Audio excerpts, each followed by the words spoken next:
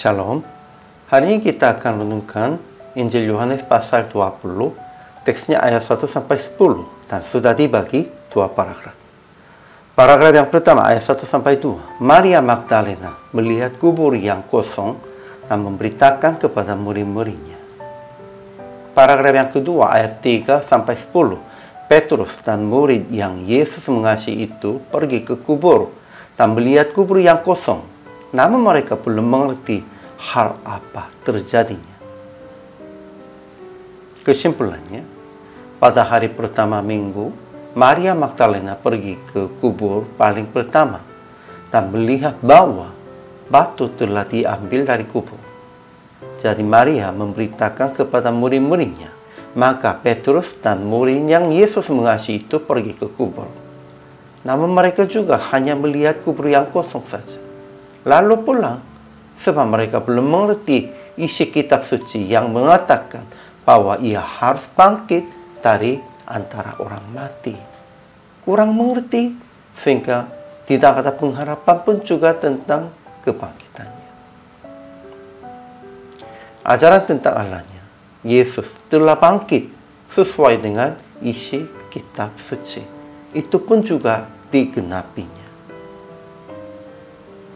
Ajaran tentang manusianya, pertama, Maria Magdalena yang pertama datang ke kubur Yesus melihat bahwa batu telah diambil dari kubur dan memberitakan kepada murid-muridnya.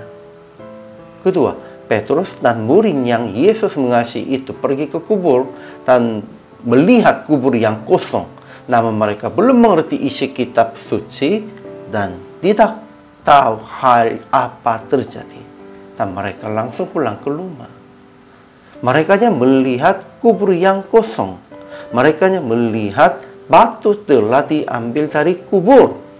Tetapi karena hanya fokusnya tentang itu, tidak bisa melihat malaikat pun, tidak bisa melihat Yesus yang bangkit pun. Dalam teks besok sudah tulis Yesus Kristus ada di sana, tetapi mereka tidak melihat siapa. Itu karena hanya fokusnya tentang mayat Yesus di dalam kuburnya. Jadi, aplikasi hari ini.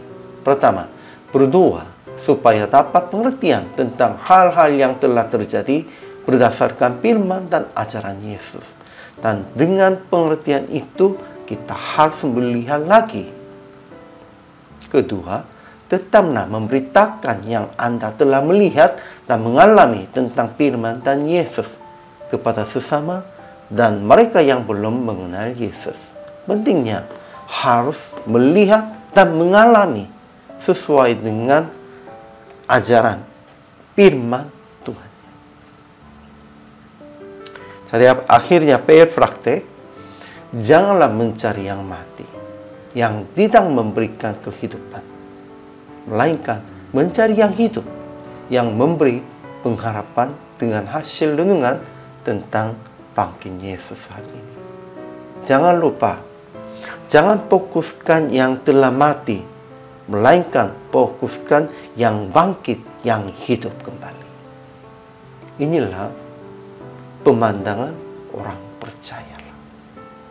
Hari ini juga selama melayani, Tuhan Yesus memberkati.